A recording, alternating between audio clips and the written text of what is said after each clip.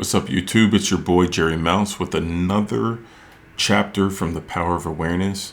Today we are talking about subjective control, and this is just like every other chapter in this book. This is a very important chapter for you guys to understand, especially when it comes to that imaginal control. How you are controlling your imagination. Are you letting the outside world dictate what you're doing in your imagination, or are you consciously choosing what you want to be doing with your imagination? That's what this chapter is about, subjective control. Just like in every other chapter that we've listened to up until this point, what I want y'all to do is actually listen to this from the standpoint of the person that you actually already want to be. And these chapters are just a reminder to you on how to embody that state, take on that state of consciousness, become aware of that state of consciousness, and persist therein. You know, it's so funny. My mentor, Lyndall, would often say that this is a drama, like this is a psychological drama. And so everything you're experiencing in your life is a dramatized version of whatever is going on inside your mind.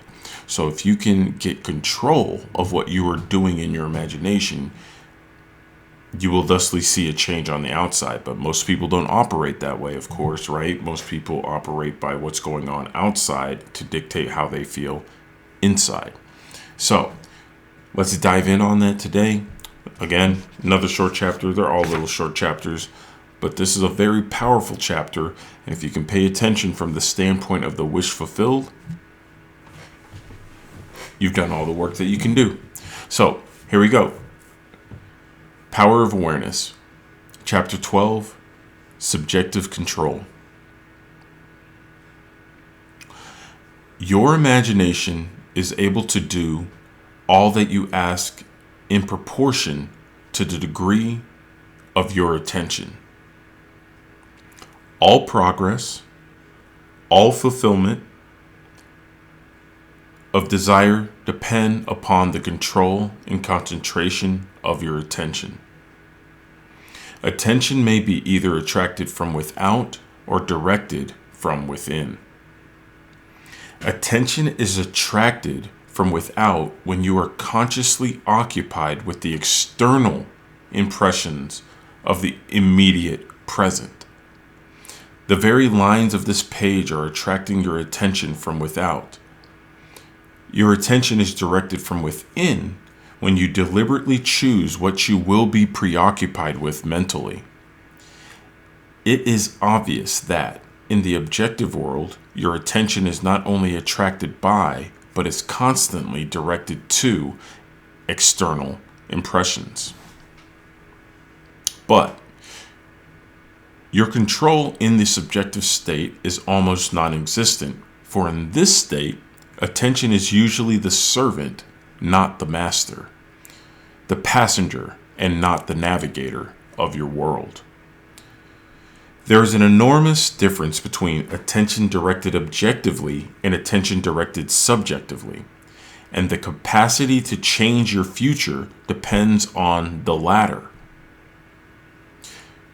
When you are able to control the movements of your attention in the subjective world, you can modify or alter your life as you please.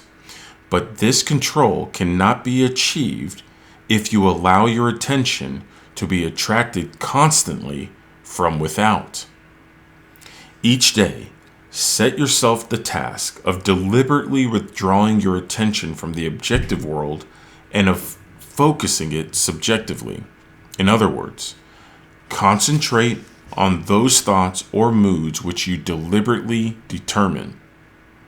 Then, those things that now restrict you will fade and drop away. The day you achieve control of the movements of your attention in the subjective world, you are master of your fate.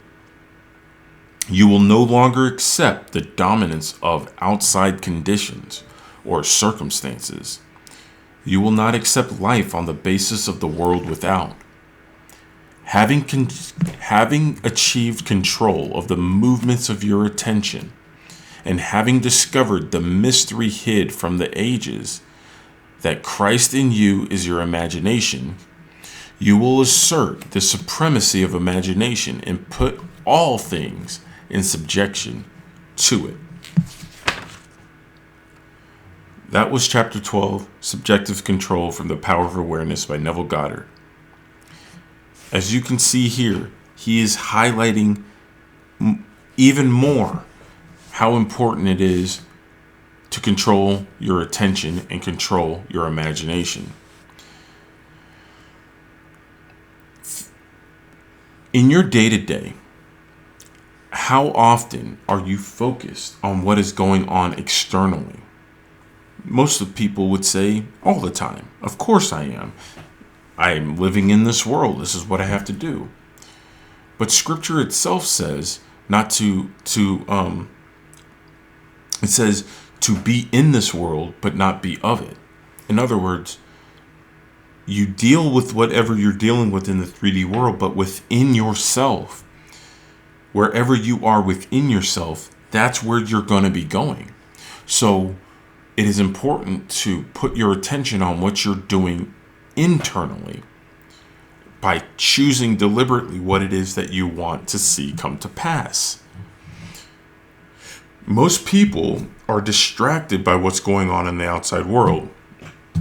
It could be their spouse or their boss or their bank account or the children or Instagram or Netflix and you name it, gossip, whatever it is. There's something going on externally that's attracting your attention. And because it has your attention, it has mastery over you. And your imagination is a slave to what your physical senses are saying. And what Neville is trying to get you to understand is, if you can control what you're doing within yourself, it doesn't matter what's going on in the external world.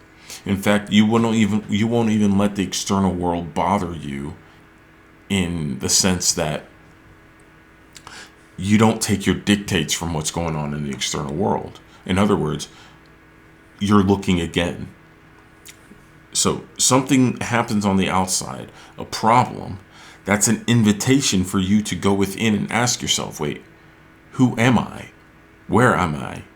What am I doing? Is this what I want? No, I want this. Okay, cool. What would it feel like if I was this person? And then you choose that person deliberately. Most people get triggered on the outside, good, bad, or indifferent, and then think that they are that, and then only recreate that again.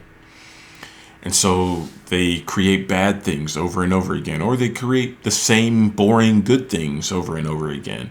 There's no imagination there. Or I should say, there is nothing but imagination there, but the imagination is slave to the five senses. And that's not the way it's supposed to be. Your five senses are supposed to be in servitude to your imagination. Your rational mind is supposed to serve your imagination. Your logical mind is supposed to serve your imagination. But the way we've been trained, good, better, and different, maybe that's the story that we're supposed to live. Who knows? The fact of the matter is, those aspects of yourself are supposed to be secondary to the imagination. So, simplifying it even more, because Neville lays it out right here. There is an enormous difference between attention directed objectively, in other words, directed outwardly, and attention directed subjectively. And the capacity to change your future depends on the latter. So if you want to see the future change from what you have an idea of what it's going to be, and you want it to be something completely different, you have to learn to subjectively control your imagination. And it doesn't need to take a long time. You can right now just decide, hey, I don't care what the outside world says. I am this person now. You might you might know these words, you might have heard this over and over again, but how many of you are actually living within before going without? When you wake up in the morning, how do you wake up? When you're eating your lunch, how do you eat your lunch? When you're doing the dishes, how are you doing the dishes? When you're being with other people, how are you being within yourself? Are you in there trying to fix things, change things, get things to be how you want them to be? Or are you actually subjectively being the man or the woman that you want to be? That's the question. That's the question. That's the question. So, essentially, you guys, it will always boil down to attitude awareness and imaginal control. What are you settling for? Are you settling for less than you know that you desire? Or are you fulfilling your desire right here, right now? In the next chapter, we're going to talk about acceptance, which is a huge key to everything that we're talking about. And in fact, before we even get into that chapter, why don't you right now just accept that you already are the person that you want to be? That's it. That's all. You guys are awesome. Peace and hair grease.